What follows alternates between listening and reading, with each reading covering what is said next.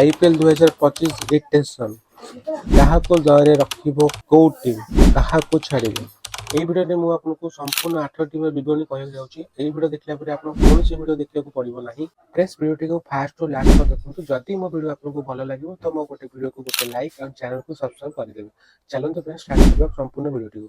November IPL 2025 season ପାଇଁ mega ନିଲାମ ଆୟୋଜିତ ହେବ। ଏହା ପୂର୍ବରୁ ଗତ ସିଜନର ନିଜସ୍ୱ ଦଳରେ ରଖିଥିବା ଖେଳାଳିଙ୍କ ନାମ ଘୋଷଣା କରିବାକୁ ପଡ଼ିବ। ବିସିସିଆଇଙ୍କ ଦ୍ୱାରା 31 ଅକ୍ଟୋବର ପର୍ଯ୍ୟନ୍ତ ଧାର୍ଯ୍ୟ ତାରିଖ ସ୍ଥିର କରାଯାଇଥିଲା। ଏହି ସମୟସୀମା ଗୁରୁବାର ଶେଷ ହେଉଛି। ଏକ ବିଶେଷ ସୂତ୍ରରୁ ଜଣାପଡ଼ିଛି ଯେ ରିଷଭ ପନ୍ତ, କେଏଲ୍ ରାହୁଲ ଏବଂ ବର୍ତ୍ତମାନ ଆଇପିଏଲ୍ ବିଜେତା ଅଧିନାୟକ କେଏସ୍ ଆୟରଙ୍କ ଭଳି ବଡ଼ ଖେଳାଳିଙ୍କୁ ରଖାଯିବ ନାହିଁ ଦଳରେ। ଏହି ସମସ୍ତ ଖେଳାଳି ସିଧାସଳଖ ମେଗା ନିଲାମରେ ସେମାନଙ୍କର ଦାବି ଉପସ୍ଥାପନ କରିବେ। ଫ୍ରେଣ୍ଡସ୍ ଏବେ ଜାଣିବା କେଉଁ ଦଳ କେଉଁ ଖେଳାଳିଙ୍କୁ ନିଜ ଦଳରେ ରଖିବ।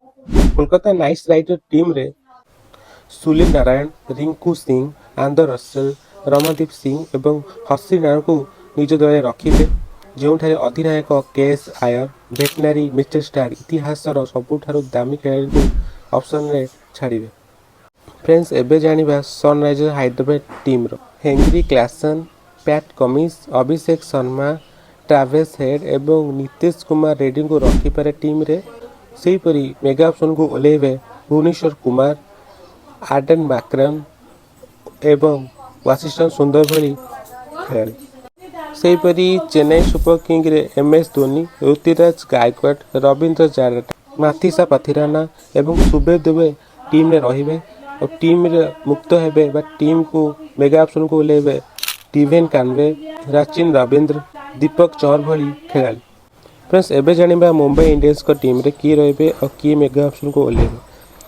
ଟିମ୍ରେ ରହିବେ ହାର୍ଦ୍ଦିକ ପାଣ୍ଡ୍ୟା, ରୋହିତ ଶର୍ମା, ଜସପ୍ରୀତ ବୁମରା, ସୂର୍ଯ୍ୟକୁମାର ୟାଦବ ଓ ତିଲକ ବର୍ମା ଏବଂ ଅନ୍ୟପକ୍ଷରେ ମେଗା ଅପସନକୁ ଓହ୍ଲାଇ ପାରନ୍ତି ଇଶାନ କିଶନ, ଟିମ୍ ଡେଭିଡ୍।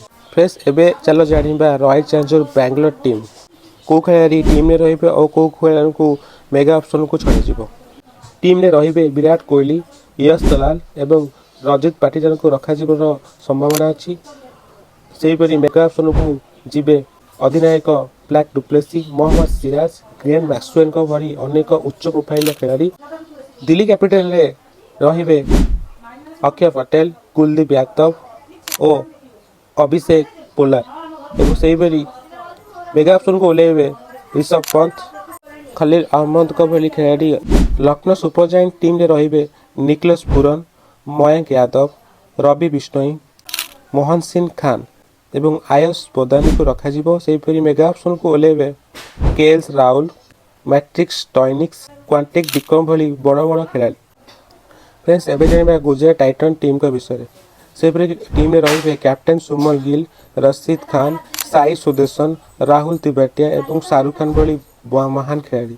ସେହିଭଳି ମେଗା ଅପସନକୁ ଓହ୍ଲାଇବେ Mohammed Shami, David Miller, Umesh Yadav, Kane Williamson ପରି ଅଭିଜ୍ଞ ଖେଳାଳି। ସେହିଭଳି ପଞ୍ଜାବ କିଙ୍ଗ୍ସ ଦଳରେ ରହିବେ ଶଶାଙ୍କ ସିଂହ ଏବଂ ପ୍ରୀତ ସିମରନ।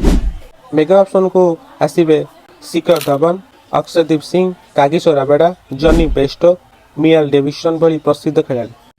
ଫ୍ରେଣ୍ଡସ୍ ଏବେ ଜାଣିବା ରାଜସ୍ଥାନ ରୟାଲ୍ସ ଟିମ୍ଙ୍କ ବିଷୟରେ। ଟିମ୍ରେ ରହିବେ କ୍ୟାପ୍ଟେନ୍ ସଞ୍ଜୁ ସାମସନ୍, ଯଶସ୍ୱୀ ଜୟସୱାଲ, ରିୟାନ ପରାଗ ଏବଂ ସନ୍ଦୀପ ଶର୍ମା।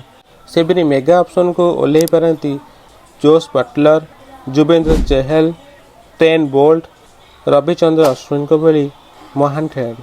ଫ୍ରେଣ୍ଡସ୍ ଆପଣ ଏହି ଭିଡ଼ିଓରେ ସମ୍ପୂର୍ଣ୍ଣ 8ଟି ଟିମ୍ ବିଷୟରେ ଜାଣିଲେ କେଉଁ ପ୍ଲେୟାର କେଉଁ ଦଳରେ ରହିବ, କେଉଁ ପ୍ଲେୟାର ମେଗା ଅପସନକୁ ଓହ୍ଲାଇବ। ଯଦି ଭିଡ଼ିଓଟି ଆପଣଙ୍କୁ ଟିକେ ବି ଇନଫର୍ମେଟିଭ୍ ଲାଗେ ଭିଡ଼ିଓ ଗୋଟେ ଲାଇକ୍ କରିଦେବେ ଓ ଚ୍ୟାନେଲକୁ ସବସ୍କ୍ରାଇବ କରିଦେବେ।